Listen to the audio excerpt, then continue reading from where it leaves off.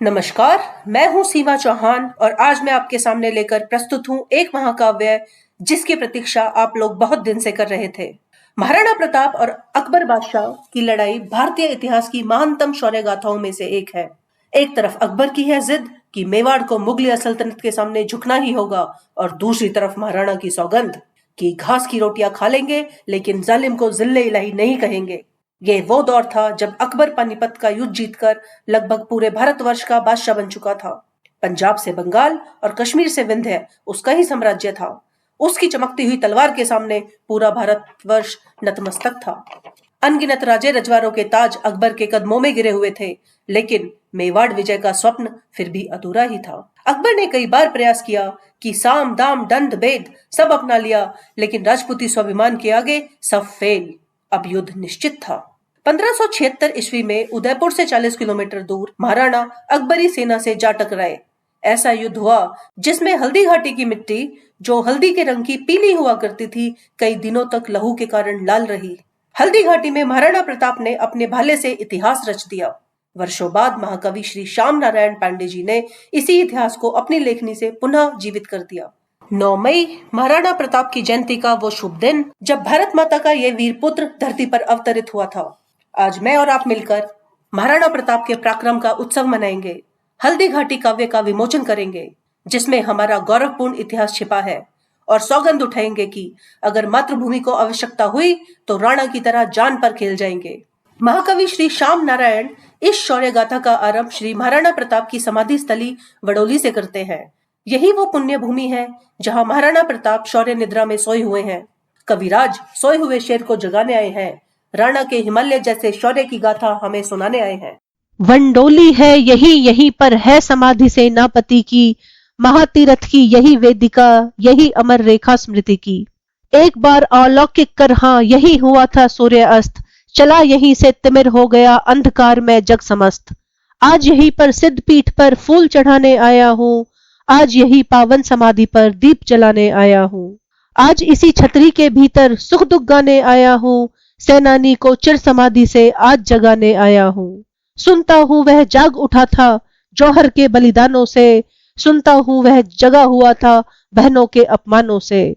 सुनता हूँ सतरी थी अंगड़ाई अरी के अत्याचारों से, सुनता हूँ वह गरज उठा था कड़ियों की झनकारों से। सजी हुई है मेरी सेना पर सेनापति सोता है, उसे जगाऊंगा विलंब अब महासमर में होता है। आज उसी के चरणामृत में व्यथा कहूंगा दीनों की, आज यहीं पर रदन गीत में गाऊंगा बलहीनों की। आज उसी की अमर वीरता व्यक्त करूंगा कानों में, आज उसी के रण कौशल की कथा कहूंगा कानों में। पाठक तुम भी सुनो कहानी आंखों में भरकर पानी, होती है आरंभ कथा अब बोलो मंगल कर शंकर। विहंस रही थी प्रकृति हटाकर मुख से अपना घूंघट पट, बालक रवि को ले गोदी में धीरे से बदली करवट। परियों सी उतरी रवि किरणें घुली मिली रज कनकन में, खिलने लगे कमल दिनकर के स्वर्णिम कर के चुंबन से। मलयालिन के मृदु झोंकों से उठी लहरिया सरसर में, रवि के मृदुल सुनहरी किरणें लगी खेलने निर्झर में। फूलों की सांसों को लेकर लहर उठा मारुत वन वन, कुसुम पंखड़ियों के आंगन में थिरक थिरक अली के नर्तन। देखी रवि में रूप रशी निज, ओसों के लघु दर्पण में रजत रश्मियां फैल गई गिरी अरावली के कणकण में। इसी समय में वाड़ देश की कटारियां खनखना उठी, नागिन सी डस देने वाली तलवारें झंझना उठी। धारण करके शरिया बाना हाथों में ले भाले, वीर महाराणा से लेखिल उठे बोल भोले भाले। विजयदशमी का अवसर था उत्सव के बाजे बाजे, चले वीर आखेट खेलने उछल पड़े ताजे ताजे। राणा भी आखेट खेलने शकत सिंह के साथ चला, पीछे चारण वंश पुरोहित भाला उसके साथ चला। भुजा फड़कने लगी वीर की अश्कुन जताने वाली, गिरी तुरंत तलवार हाथ से पावक बरसाने वाली। बतलाता था यही अमंगल बंधु बंधु का रण होगा, यही भयावह रण ब्राह्मण की हत्या का कारण होगा। अश्कुन की परवाह न की वह आज न रुकने वाला था, अहो हमारी स्वतंत्रता का झंडा न झुकने वाला था। घोर विपिन में पहुंच गए कर्ता के बंधन तोड़े, हिंसक जीव के पीछे अपने घोड़े छोड़े। भीषण वार हुए जीवों पर तरह तरह के शोर हुए, मारो ललकारों से रव जंगल में चारों ओर हुए। चीता यह वह बाघ शेर वह, शोर हुआ आखेट करो, छेको छेको हृदय रक्त ले निज भर छेको भेंट करो। लगा निशाना ठीक हृदय में रक्त पागा जाता है, चीते को जीते जी पकड़ो रीछ भागा जाता है। उड़े पखेरु भाग गए मृग, भय से शशक सियार भगे, क्षणिक भर थम कर भागे मृत गज, हिरण हार के हार भगे। निरम हृदय को मल मृग छेने, डोक रहे थे इधर उधर, एक प्रलय का रूप खड़ा था, मेवाड़ी दल गया जिधर। किसी कंदरा से निकला है, झाड़ी में फंस गया कहीं, दौड़ रहा था दलदल में धस गया कहीं। लचकीली तलवार कहीं पर उलझ उलझ मुड़ जाती थी, टाप गिरी गिरी कठिन शिशक पर चिंगाड़ी उड़ जाती थी। है के दिन दिन हुंकारों से, भीषण धनु कटारों से, कोलाहल मच गया भयंकर मेवाड़ी ललकारों से। एक केसरी सोता था वन के गिरी गिरवर के अंदर, रों की दुर्गंध हवा से फैल रही थी इधर उधर। सर के केसर हिल उठते जब हवा झुरकती थी झुरझुर, फैली थी टागे अवनी पर नासा बजती थी घुरघुर। निश्वासों के साथ लार थी गलफर से चूती तरतर, खून सने तीखे दांतों से मौत कांपती थी थर थर। अंधकार की चादर ओढ़े निर्भय सोता था नाहर, मेवाड़ी जन मृग्या से कोलाहल होता था बाहर। कल कल से जग गया केसरी, अलसाई आंखें खोली, झुंझलाया कुछ गुर्राया जब सुनी शिकारों की बोली। पर गुर्राता पुनः सो गया, न हर वह आजादी से, तनिक न परवाह की किसी की, रंचक डरा न वादी से। पर कोलाहल किलकारों पर किलकारे, उसके कानों में पड़ती थी ललकारों पे ललकारे। सो न सका उठ गया क्रोध से, अंगड़ा कर तन झाड़ दिया, हिलस उठा गिरी गिरवर पर जब नीचे मुख कर चिंगाड़ दिया। शिला शिला फट उठी हिले तूर, टूटे व्योम वितान गिरे, सिंहनाद सुनकर भय से जन चितपट उत्थान गिरे। धीरे धीरे चला केसरी आंखों में अंगार लिए, लगे घोरने राजपूत भाला बरछी तलवार लिए। वीर केसरी रुका नहीं उन क्षत्रिय राजकुमारों से, डरा न उनकी बिजली सी गिरने वाली तलवारों से। छका दिया कितने जन को, कितनों को लड़ना सिखा दिया, हमने भी अपनी माता का दूध पिया है दिखा दिया।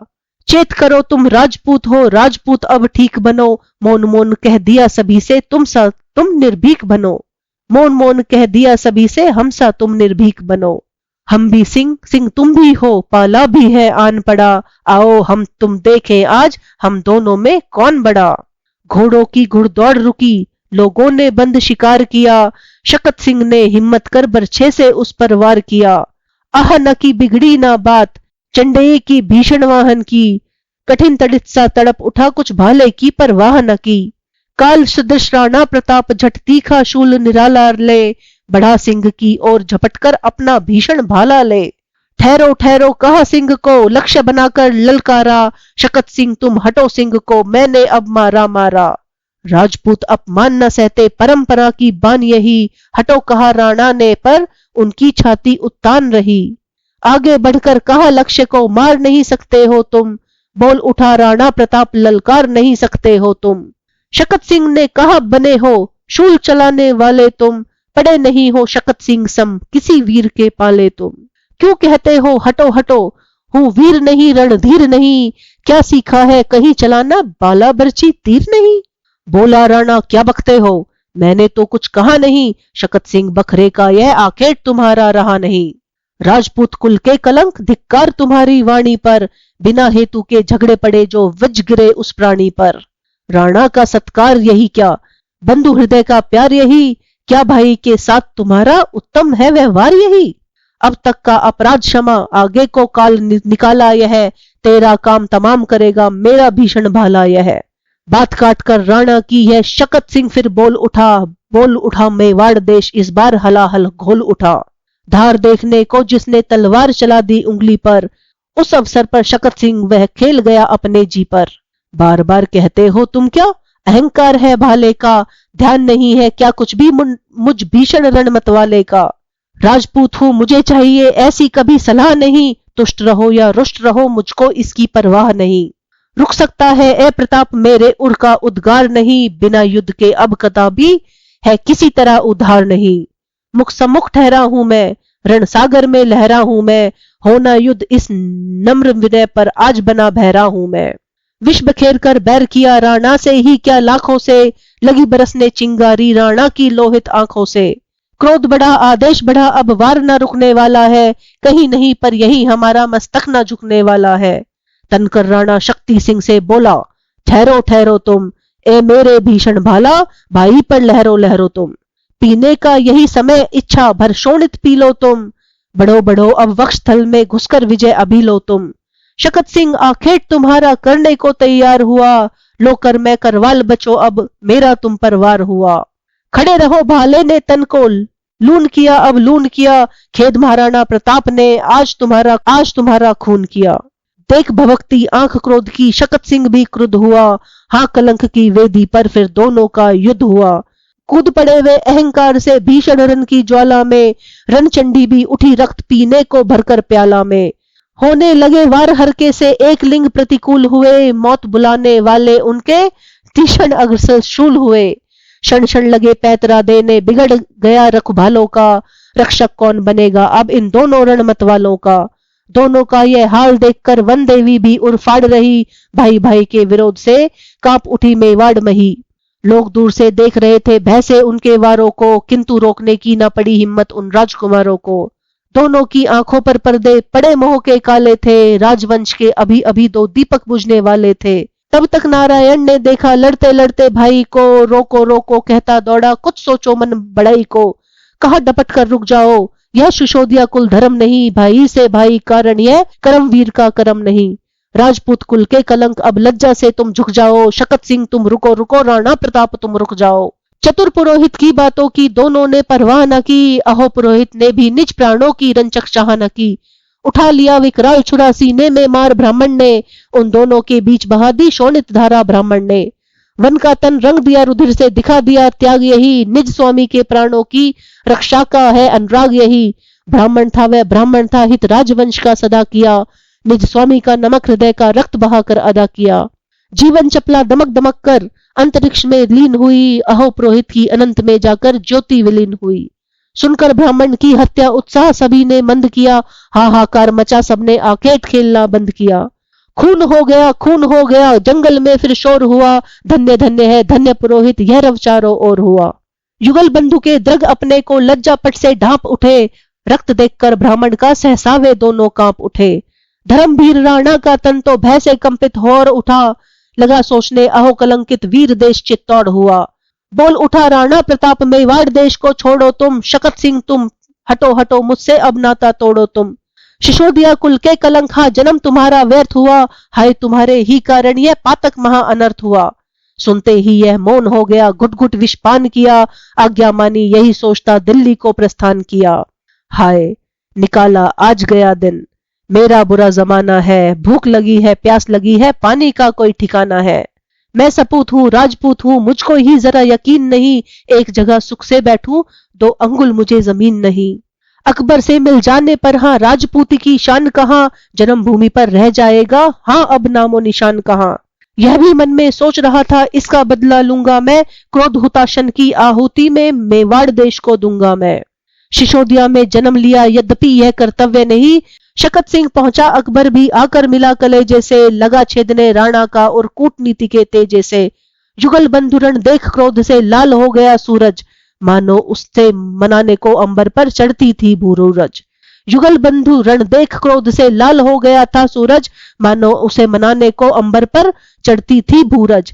किया सुनहला काम प्रकृति ने मकड़ी के मृदु तारों पर, छलक रही थी अंतिम किरणें राजपूती तलवारों पर।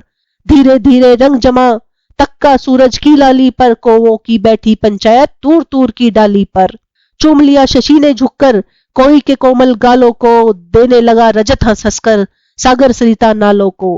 हिंस्तर जंतु निकले घावर से, घोर लिया गिरी झीलों को, उधर मालिन महलों में आया लाश सौंप कर भीलों को। वंश पुरोहित का प्रताप ने दाह कर्म करवा डाला, देकर धन ब्राह्मण कुल को खाली घर को भरवा डाला।